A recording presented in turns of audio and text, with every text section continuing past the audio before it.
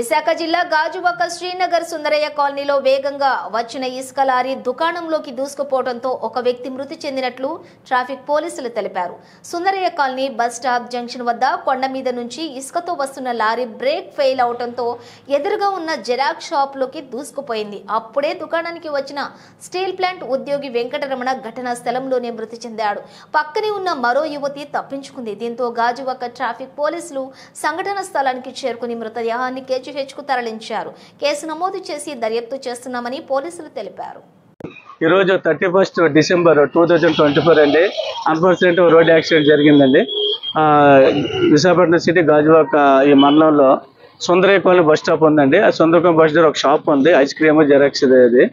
ఆ షాప్ దగ్గరికి customer steel plant employee అనమాట, ఆయన వచ్చారు. అదే సమయంలో అప్పులో నుంచి ఒక లారీ ఫాస్ట్గా వచ్చి షాప్లోకి వచ్చిందండి. కస్టమర్ స్పాట్లోనే అక్కడే ఆయన గుద్దడం వల్ల ఇంజరీస్ అవ్వడం వల్ల చనిపోయారు. షాప్ కూడా డ్యామేజ్ అయింది. అయితే షాప్లో లక్కీగా ఎవరు కూడా ఓనర్ కానీ ఎవరు లేరు, వాళ్ళు పక్క షాప్లోనే ఉన్నారు లక్కీగా. అయితే ఈయన చనిపోవడం జరిగింది. దీని మీద పూర్తిగా దర్యాప్తు చేస్తున్నాం. లారీ ఏంటి, అతని వివరాలు ఏంటి, అతను ఎలాగొస్తుందని.